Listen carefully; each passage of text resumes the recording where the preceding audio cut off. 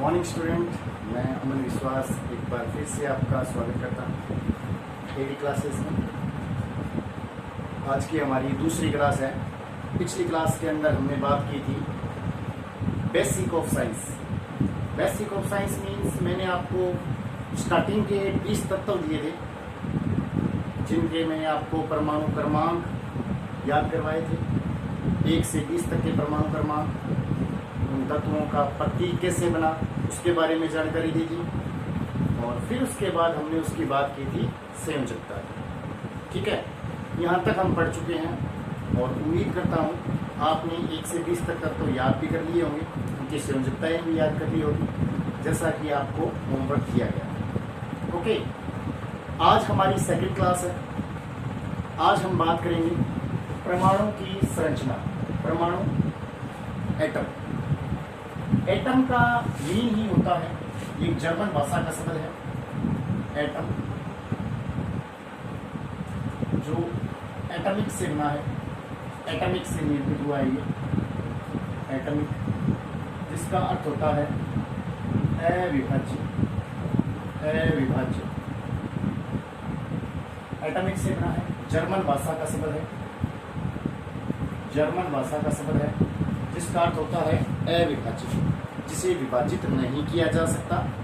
तो परमाणु की यही डेफिनेशन भी दी गई कि सबसे सूक्ष्मतम, सूक्ष्मतम मीन्स सबसे छोटा, और जो सबसे छोटा होगा वो निश्चित है अविभाज्य ही होगा, उसे और ज़्यादा तोड़ा नहीं जा सकता। तो परमाणु सूक्ष्मतम यानी कि सबसे छोटा और अविभाज्य, जिसे तोड़ा ना जा सके, वो कण है।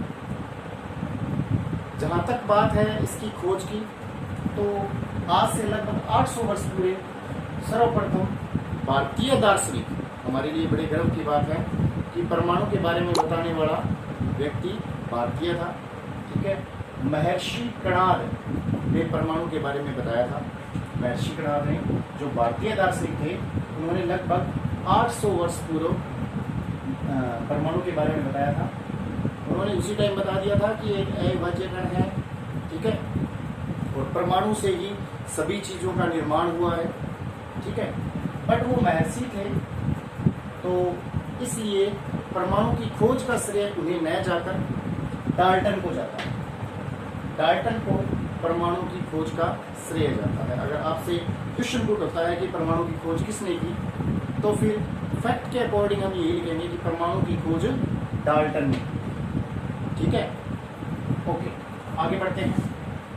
इसके बाद ये तो हुई खोज की बात कि परमाणु की खोज किसने की। इसके बाद धीरे धीरे परमाणु के बारे में और भी बहुत से साइंटिस्टों ने अपनी राय दी, अपने मॉडल प्रस्तुत किए, जिनमें थॉमसन का परमाणु मॉडल है। थॉमसन का परमाणु मॉडल है, इन्होंने परमाणु के बारे में बताया। उसके बाद रदरफोर्ड का परमाणु मॉडल है, रदरफोर्ड का परमाणु मॉडल है। फिर नील्स बोहर का परमाणु मॉडल है, नील्स बोहर। रदरफोर्ड के बाद नील्स बोहर, नील्स बोहर का परमाणु मॉडल। इसी परमाणु मॉडल का विस्तार किया था सोमरफील्ड ने। सोमरफील्ड ने इस परमाणु मॉडल का विस्तार किया था, और फिर इसका जो अंत है, वर्तमान में हम आधुनिक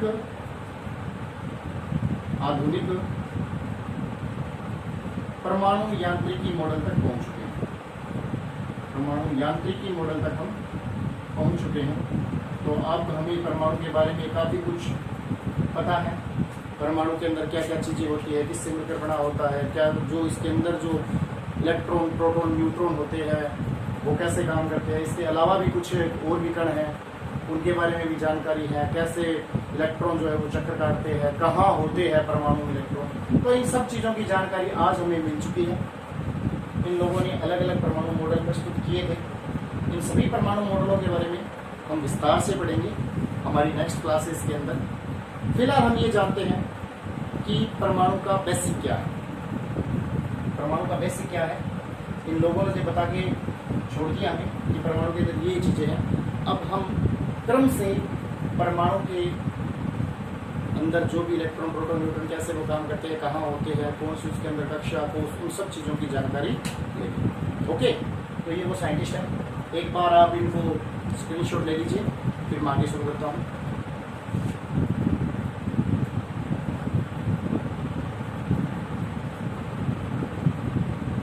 ओके, आगे बढ़ते हैं, आगे बढ़ते हैं।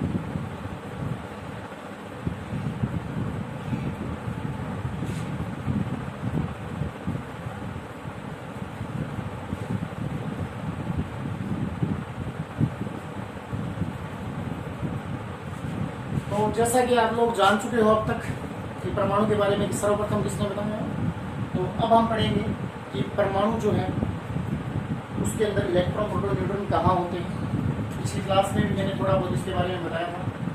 तो पिछली क्लास में हमने बात की थी कि परमाणु की संरचना वृत्ताकार होती है। परमाणु की संरचना वृत्ताकार होती है। परमाणु का जो सेंटर है उसे नाभिक कहते हैं। परमाणु के सेंटर को नाभिक कहते हैं। और नाभिक में हमने बात की थी पिछली क्लास के अंदर, इसमें प्रोटॉन और न्यूट्रॉन होते हैं। प्रोटॉन और न्यूट्रॉन होते हैं। प्रोटॉन पर पॉजिटिव चार्ज होता है, न्यूट्रॉन पर किसी प्रकार का चार्ज नहीं होता, ये विद्युत उदासीन होता है। और ये पार्ट जो है नाभिक, यही परमाणु द्रव्यमान का निर्धारण करता है। परमाणु का सबसे स्ट्रॉन्ग पार्ट होता है। संपूर्ण ऊर्जा इसी भाग में होती है परमाणु की। अच्छा, फिर बात करते हैं इलेक्ट्रॉन। इलेक्ट्रॉन कहाँ होते हैं? ये परमाणु की बाहरी कक्षाओं में चक्कर काटते हैं। परमाणु की बाहरी कक्षाओं में चक्कर काटते हैं। मैंने लास्ट क्लास में बताया था कि ये जो बाहरी कक्षाएं हैं, जो परमाणु की परिधि है, उसी को कक्षा या कोश कहा जाता है। कक्षा या कोश, ठीक है। इंग्लिश वाले स्टूडेंट सेल, कक्षा या कोश या सेल, ठीक है। अच्छा जी, आज हम पढ़ेंगे इन कक्षा या कोश के बारे में, ठीक है, कि ये कैसे काम करता है। नाभिक के बारे में तो हमें बता दिया था हमने आपको थोड़ा बहुत। कक्षा या कोश के बारे में बात करते हैं कि ये कैसे काम करता है। तो कक्षा या कोश के बारे में जो अलग अलग साइंटिस्ट हैं, जैसे नील्स बोर है, उन्होंने हमें बताया था, क्या बताया था कि परमाणु की 4 कक्षाएं लेके चलते हैं। कक्षा या कोश, ओके, कक्षा या कोश, K, L, M, N। ऐसी बात नहीं है कि परमाणु के अंदर 4 ही कक्षाएं होती हैं, लेकिन जैसा कि मैंने आपको बताया कि मैं बिल्कुल बेसिक से स्टार्ट कर रहा हूँ। जो कोई कंपटीशन की तैयारी कर रहे हैं, आर्ट्स के स्टूडेंट्स हैं और जो बच्चे हैं 9th 10th के, जो इसके बारे में ज़्यादा नहीं जानते, तो उनके लिए बेसिक से स्टार्ट कर रहा हूँ। तो हम शुरू की 4 कक्षाओं की बात करेंगे। परमाणु की स्टार्टिंग की 4 कक्षा, ये पहली, इसके बाद ये दूसरी, तीसरी और एक चौथी। ये पहली, ये दूसरी, ये तीसरी, ये चौथी। K, L, M, N। ये है, ये L है, ये M है और ये M है। ये परमाणु की स्टार्टिंग की कक्षा, ये पहली कक्षा है फर्स्ट, ये सेकंड कक्षा है L वाली, सेकंड ये M वाली थर्ड है और ये हमारी चौथी कक्षा। ओके, तो परमाणु की 4 कक्षाएं, K, L, M और N, ठीक है। ये फर्स्ट है, इसके लिए मान लो N का मान लिख देता हूँ मैं। N मतलब नंबर, संख्या। ये पहली कक्षा है, ये हमारी दूसरी कक्षा है, ये हमारी तीसरी कक्षा है, ये हमारी चौथी कक्षा है। ऐसे आगे भी चलेगा, आगे भी चलेगी, कक्षाएं आगे भी चलेगी। हम स्टार्टिंग की 4 कक्षाओं की बात कर रहे हैं। कक्षा या कोश के अंदर होते हैं बच्चों उपकोश, उपकोश, सबसेल, ठीक है, सबसेल, उपकोश। तो थोड़ा आपको बता देता हूं कि K कक्षा के अंदर केवल एक ही उपकोश होता है, S। L कक्षा के अंदर 2 उपकोश होते हैं, S और P, S और P, 2 उपकोश होते हैं। तीसरी कक्षा M के अंदर 3 उपकोश होते हैं, S, P और D, S, P और D। इन कक्षा के अंदर, पहली कक्षा के अंदर उपकोश होते हैं कक्षाओं के अंदर वो मैं शो नहीं कर सकता यहाँ पे। तो पहली कक्षा के अंदर एक उपकोष होता है जिसे हम S से दर्शाते हैं। दूसरी कक्षा के अंदर 2 उपकोष होते हैं S और P। तीसरी में 3 होते हैं S, P, D। चौथी में 4 उपकोष होते हैं S, P, D और F। S, P, D और F। थोड़ा मैं ये भी बता देता हूँ, उपकोषों के बारे में आपको थोड़ी सी जानकारी दे देता हूँ कि जो उपकोष होते हैं वो 4 ही होते हैं S, P, D और F। उपकोष 4 ही होते हैं S, P, D और F। ठीक है। इन उपकोषों के अंदर भी कक्षक होते हैं। कक्षक उपकोषों के अंदर होते हैं बच्चों कक्षक। S उपकोष के अंदर केवल एक कक्षक होता है। P के अंदर 3 कक्षक होते हैं। D के अंदर 5 कक्षक होते हैं बच्चों। D के अंदर 5 कक्षक होते हैं और F के अंदर कक्षकों की संख्या होती है 7।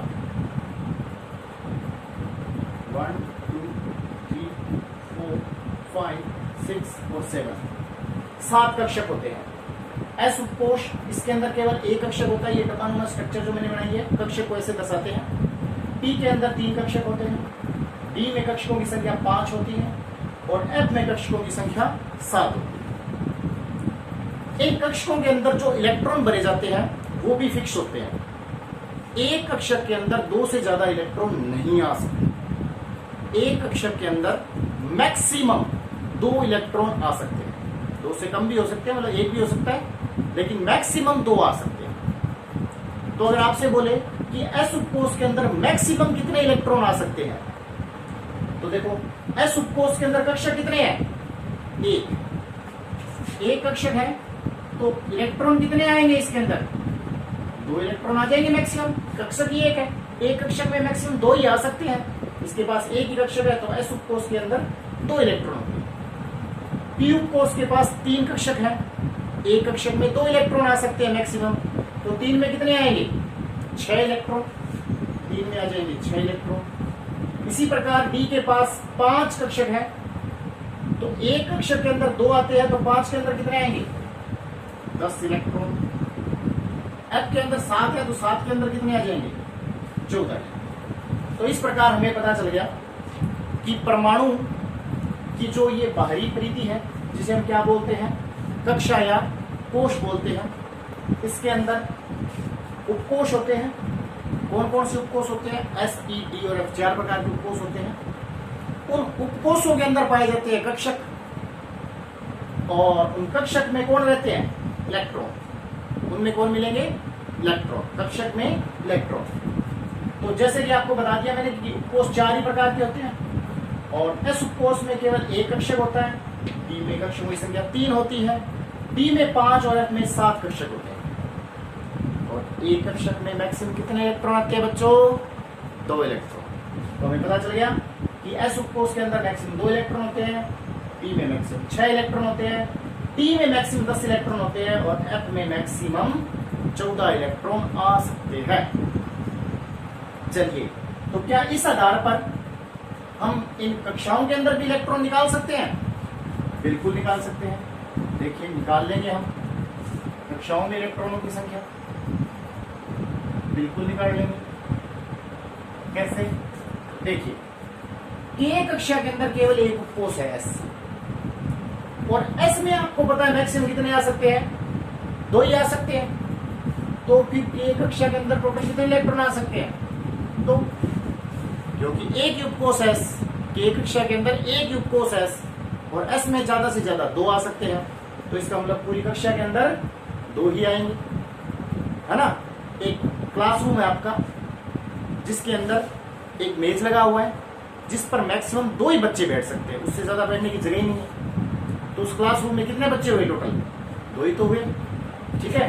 तो वही सिस्टम यहाँ पे है कि एक कोष के अंदर केवल S उपकोष होता है, K कोष के अंदर केवल S उपकोष होता है। S उपकोष में 2 आते हैं तो पूरी K कोष में ही 2 ही आएंगे, क्योंकि इलेक्ट्रॉन हमेशा उपकोष में ही मिलेंगे।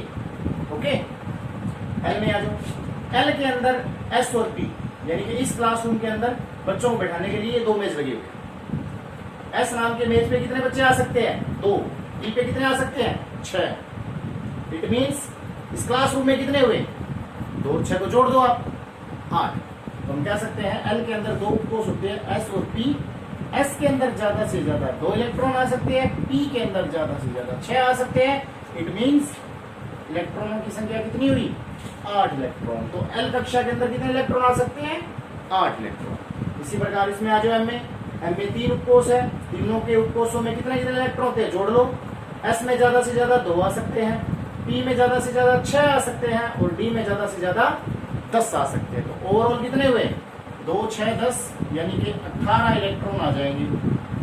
एम के अंदर 18 आ जाएंगे। आगे बढ़ते हैं। एन के अंदर 2 इसमें आते हैं, 6 इसमें आते हैं, 10 इसमें, 14 इसमें। टोटल कितने हुए बच्चों? 32 इलेक्ट्रॉन। 32 इलेक्ट्रॉन आते हैं एन कक्षा के अंदर। तो स्टार्टिंग के 4 कक्षाओं के अंदर हमें पता चल गया कि पहली कक्षा में केवल एक उपकोष होता है जिसमें 2 इलेक्ट्रॉन होते हैं। दूसरी में एस और पी 2 होते हैं, तो इसके अंदर दोनों को टोटल कर दिया इलेक्ट्रॉनों को, तो 8 इलेक्ट्रॉन आ सकते हैं। तीसरी में 3 उपकोष होते हैं, तो तीनों के इलेक्ट्रॉनों को टोटल कर दिया 18 हो गए। चौथी में 4 उपकोष होते हैं, चारों के इलेक्ट्रॉनों को टोटल कर दिया 32 इलेक्ट्रॉन हो गए। तो इस प्रकार इन कक्षा या कोष के अंदर हमने इलेक्ट्रॉनों की संख्या निकाल ली। अच्छा, 10th क्लास के अंदर एक बार क्वेश्चन पूछा गया था बोर्ड एग्जाम में कि इलेक्ट्रॉनों की संख्या ज्ञात करने का सूत्र दीजिए। तो हम ऐसे भी बता सकते हैं कक्षा या कोष में इलेक्ट्रॉन, और इसका एक फॉर्मूला भी है, उस फॉर्मूले से भी बता सकते हैं। थोड़ा सा फॉर्मूले पे और गौर कर लीजिए आप। क्या है फॉर्मूला? फॉर्मूला है इलेक्ट्रॉन की संख्या ज्ञात करने का सूत्र। ये क्या सूत्र है? ये फॉर्मूला है 2n²। 2n²। ठीक है, इस फॉर्मूले में मान पुट कर रहे हैं n, और यहाँ पे लिख देता हूं मैं कक्षा या कोश। देखिए कैसे करेंगे इस फॉर्मूले से। इस फॉर्मूले से करने हैं। कक्षाएं हमने शुरू की 4 ली, ऐसी बात नहीं है आगे कक्षाएं नहीं होती, मैं वापस बोल रहा हूँ। हमने स्टार्टिंग की 4 कक्षाओं की बात की। इसके बाद जो कक्षाएं आती है उनमें एस पी डी एफ चारों उपकोष होते हैं। पहली में एक ही उपकोष होता है, दूसरी में 2 होते हैं, तीसरी में 3 उपकोष होते हैं, चौथी में 4 उपकोष होते हैं, और चौथी के बाद जितनी भी कक्षाएं आएगी उनमें 4 उपकोष ही मिलेंगे। एस पी डी एफ चारों उपकोष मिलेंगे, बाकी की सभी कक्षाओं में 4 उपकोष मिलेंगे। ओके, अच्छा, कक्षा या कोष ये है, पहली कक्षा है ये, तो n का मान कितना होगा? 1। n नंबर है, कक्षा का नंबर है। ये कौन से नंबर की है? तो k के लिए पहली कक्षा है, तो 2n² में अगर हम 1 रखते हैं, n का मतलब ये हो गया, तो 2 × 1 की स्क्वायर, इट मीन्स 2। तो कितने इलेक्ट्रॉन हुए? 2। n का मतलब ये जो कक्षा का नंबर है वो यहाँ पे मान पुट करते जाओ और कैलकुलेशन करते जाओ। बात करते हैं एल की। एल कितने नंबर कक्षा है? 2 नंबर। तो इसमें n की जगह 2 रख दो, तो हमारा फॉर्मूला क्या हुआ? 2 × 2 की स्क्वायर। तो कितने हुए? 2 × 2 की स्क्वायर 4, 4 × 2 8। आगे बढ़ते हैं। m के लिए, m 3 नंबर कक्षा है, तो इस फॉर्मूले में n की जगह 3 लिख दो, तो 2 × 3 की स्क्वायर, इट मीन्स 18। 3 की स्क्वायर हुआ 9, 3 की स्क्वायर 9, 9 × 2 18, तो 18 इलेक्ट्रॉन। 18 इलेक्ट्रॉन। और बढ़ते हैं आगे। n 4 नंबर कक्षा है हमारी, 4 लिख दो वहां पे, 2 × 4 की स्क्वायर हो जाएगा। 4 की स्क्वायर होता है 16, 16 × 2 32, तो 32 इलेक्ट्रॉन। तो इस प्रकार बच्चों हमें पता चल गया कि परमाणु के अंदर जो कक्षाएं या कोष होते हैं उनमें इलेक्ट्रॉनों की संख्या इस फॉर्मूले से भी ज्ञात की जा सकती है। आपको पता होना चाहिए पहली कक्षा के लिए इनका मान इतना है, दूसरी के लिए इतना, तीसरी के लिए इतना, चौथी के लिए इतना, तो वो फॉर्मूले में पुट करेंगे और आंसर आ जाएगा। स्टार्टिंग की 4 कक्षाओं के लिए फॉर्मूला बन सकता है। स्टार्टिंग की 4 कक्षाओं के लिए हमने यहाँ पे भी बात की है। आप उपकोषों के आधार पर भी इलेक्ट्रॉनों की संख्या बता सकते हो, इसमें बता सकते हो, बराबर आएगी। के लिए 2 इलेक्ट्रॉन, यहाँ भी देख लो के में 2, एल के लिए 8, यहाँ भी देख लो 8, एम के लिए 18, यहाँ भी 18, एन के लिए 32, यहाँ भी एन के लिए 32। ओके, तो इस प्रकार हमें पता चल गया कि एक परमाणु है, वृत्ताकार इसकी संरचना होती है, सेंटर पार्ट इसका नाभिक कहलाता है, जिसमें प्रोटॉन और न्यूट्रॉन होते हैं। और इलेक्ट्रॉन इसमें बाहरी कक्षाओं में चक्रित होते रहते हैं, चक्कर लगाते हैं। इसमें पहली कक्षा के अंदर 2 इलेक्ट्रॉन होते हैं, दूसरी में 8, तीसरी में 18, चौथी में 32 तक इलेक्ट्रॉन आ सकते हैं। हमें कैसे पता चला ये बात? तो हमें पता है कक्षा या कोश, उसके अंदर होते हैं उपकोश। कौन कौन से? S, E, D और F। उपकोश में होते हैं कक्षक। कौन कौन से? S के अंदर एक ही कक्षक होता है, P में 3, D में 5 और F में 7। इनके भी नाम है कक्षकों के, इनके बारे में हम नेक्स्ट क्लासेस में बात करेंगे, ठीक है। और आगे आपको इनके बारे में, कक्षक के बारे में और विस्तार से बताएंगे। फिलहाल के लिए जान लो, S के अंदर एक ही कक्षक होता है, P में 3 होता है, D में 5, F में 7 कक्षक होते हैं। और एक कक्षक में मैक्सिमम कितने इलेक्ट्रॉन आते हैं? 2 इलेक्ट्रॉन आते हैं। तो S के अंदर 2, D में 6, D में 10 और F में 7 कक्षकों में 14 इलेक्ट्रॉन आते हैं। अब हमने देखा कि इन कक्षाओं में उपकोश कितने होते हैं। तो पहले में तो एक ही होता है, दूसरी में 2, तीसरी में 3, चौथी में 4। तो जो इलेक्ट्रॉन यहाँ पे हमने निकाले थे वो इलेक्ट्रॉन यहाँ पे टोटल कर दो। इसमें एक ही उपकोश है, इसके 2 आ गए क्योंकि 2 ही होते हैं। L में 2 उपकोश है, तो दोनों के टोटल कर दो, 8 हो गए। इसमें 3 है, तीनों के टोटल कर दो, 18 हो गए। और इसमें 4 उपकोश है, तो 4 के टोटल कर दो, 32 हो गए। नहीं तो हम इस फॉर्मूले से भी याद कर सकते हैं। ओके, तो आज हमने परमाणु के बारे में जाना है। आज के लिए इतना काफ़ी है। इसके बारे में वो स्टडी करो, इसको अच्छी तरह से याद करो, ठीक है। और जो भी मैं पढ़ाता हूँ वो लगातार मेरे साथ साथ याद करते चलो, तभी आपको कोई फायदा होगा। अगर आप बीच में मिस कर जाते हो एक क्लास भी, तो फिर नेक्स्ट क्लास में समझने में दिक्कत आएगी, ठीक है। और स्पेशली मैं उन बच्चों को ये बात कहना चाहता हूँ जो बिल्कुल बेफिक्र हो चुके हैं पढ़ाई के मामले में कि हमारे एग्ज़ाम कैंसिल हो गए। जैसे 10th और 12th बोर्ड एग्ज़ाम है, वो भी कैंसिल कर दिए गए हैं। पिछली क्लासों के बच्चे जो बिना बोर्ड की कक्षाएं हैं, जैसे 9th है, 11th है, छोटी कक्षाएं हैं, उन बच्चों को प्रमोट कर दिया गया है। तो बच्चे ये सोच के बैठे भी ठीक है, एग्ज़ाम तो होने नहीं, अब पढ़ कर क्या करेंगे। बट याद रखना, कोरोना आज नहीं तो कल जाएगा।